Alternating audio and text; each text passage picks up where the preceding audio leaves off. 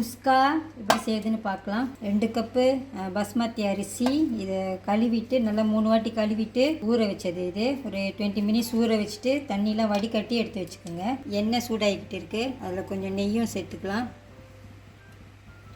Spices எடுத்திருக்கேன். இது பட்டை, லவங்கப்பூ, 2-3 கிராம்பு, இது ஏலக்காய், இது வந்துட்டு மொக்கு அப்படின்னு சொல்லுவாங்க, மராட்டி மொக்கு அப்படின்னு சொல்லுவாங்க. அது ஒன்று எடுத்திருக்கேன். ஒரு பெரிய வெங்காயம்,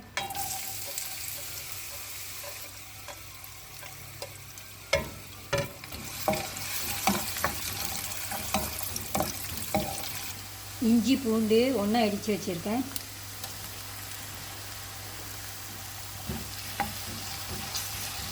நான் இன்றைக்கி 2 கப்பு அரிசி தான் எடுத்திருக்கேன். எல்லாம் கொஞ்சம் கொஞ்சமாக போட்டுக்கோங்க.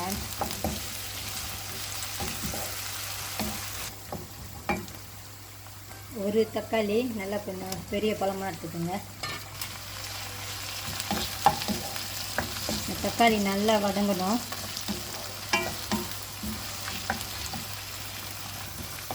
இந்த தக்காளி நல்லா இந்த மாதிரி உடஞ்சி போயிருக்கணும். அந்த அளவுக்கு இதை வதக்கிக்குங்க, நல்லா வதக்கிக்குங்க. அடுத்து கொஞ்சம் இது வெஜிடபிள் மசாலா நான் எடுத்திருக்கேன். நீங்கள் கரம் மசாலா வச்சுருந்தீங்கன்னா அதை கூட எடுத்துக்கலாம். கரம் மசாலா இல்லாதனால தான் நான் இன்றைக்கி இதை எடுத்திருக்கேன். வெஜிடபிள் மசாலா இது மாதிரி இருக்கும். இது வாங்கினேன் நான். கொஞ்சமாக தான் நான் சேர்த்துருக்கேன். எனக்கு அவ்வளோ கலர் வேண்டாம் இன்றைக்கி இந்த குஸ்காவுக்கு, அதனால் நான் லைட்டாக தான் கொஞ்சம் சேர்த்துருக்கேன். உங்களுக்கு நல்லா கலராக இருக்கணுன்னா நீங்கள் 1 டீஸ்பூன் வரைக்கும் போட்டுக்கோங்க. நான் ஒரு 1/2 டீஸ்பூன் தான் இப்போ போட்டிருக்கேன். அடுத்து இதில் தயிர்,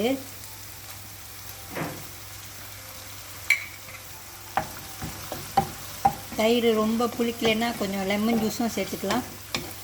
எனக்கு இது போதும். கொஞ்சம் புதினா இலை, மல்லி இலை, கொஞ்சம் பச்சை மிளகா. இது உரப்புக்கு இல்லை, இது வாசத்துக்கு தான் எடுத்திருக்கேன்.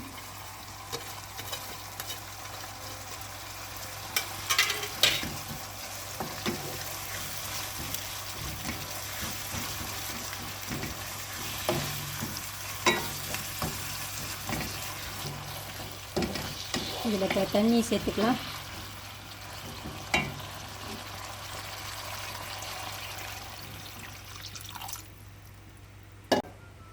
உப்பு,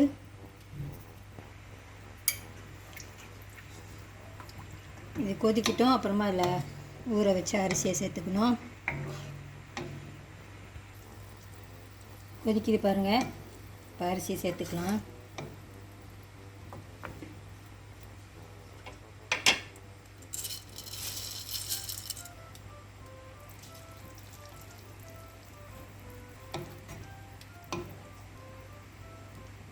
நல்லா மிக்ஸ் பண்ணி விட்டுட்டு மீடியம் ஃப்ளேம்லேயே வச்சு இது இப்போ வேக வச்சுக்கணும்.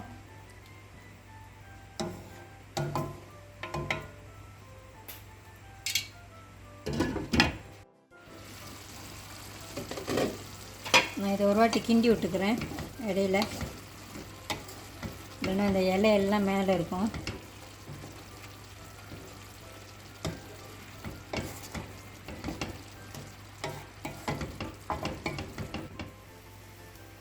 சோறு வெந்துருச்சு. அடியில் தண்ணி இருக்கான்னு பார்த்துக்குங்க. இது நல்லா வெந்துருச்சு. அடுப்பு அடைச்சிடலாம்.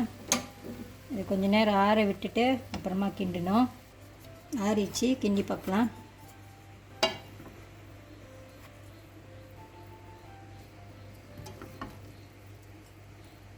இவ்வளோ அழகாக இருக்குது பாருங்கள். நான் இன்றைக்கி இதை லைட்டான கலரில் செஞ்சுருக்கேன்.